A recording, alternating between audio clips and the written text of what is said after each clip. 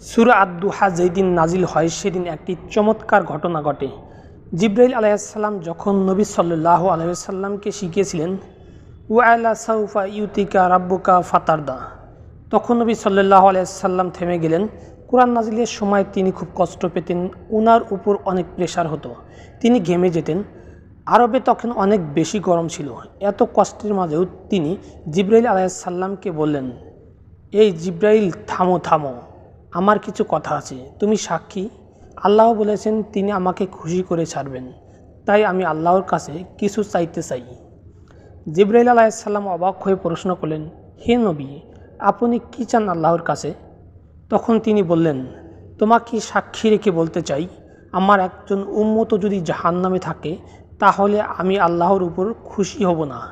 না না না, সবাইকে জান্নাতে না নেওয়া পর্যন্ত আমি আল্লাহর উপর খুশি হব না। তিনি এমন এক সৃষ্টি যিনি এই উম্মতের জন্য অসীম মায়া নিয়ে দুনিয়ায় এসেছেন। মারা যাওয়ার আগে ওনার চোখে পানি। আজরাইল আলাইহিসসালাম ওনার বুকে হাত দেওয়ার অপেক্ষায় বসে আছেন। নবী সাল্লাল্লাহু আলাইহি ওয়াসাল্লামের অনুমতি ছাড়া জান কবজ করতে আল্লাহ নিষেধ করে দিয়েছেন। জিবরাইল আলাইহিসসালাম তখন নবী সাল্লাল্লাহু আলাইহি ওয়াসাল্লামকে বলেন, হে নবী, আল্লাহ আপনার জন্য অপেক্ষা করেছেন, আপনি কি যেতে চান না? তখন তিনি বললেন, না, আগে আল্লাহকে জিজ্ঞাসা করো, আমি না থাকলে আমার উম্মতকে দেখিয়ে রাখবে কে?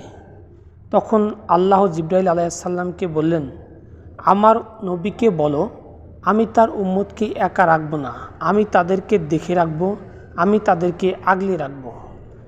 আল্লাহ তাকে যে ওয়াদা করেছেন তা আজও আছে, হাসরের মাঠেও থাকবে। আল্লাহ আমাদের একা রাখেন নাই, যে কোনো বিপদে তিনি আমাদের ছায়া দেন। সুবহানাল্লাহ।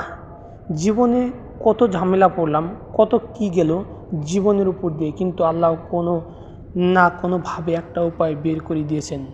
তিনি আমাকে একা করেননি, তিনি আমাকে নিঃস্ব করেনি।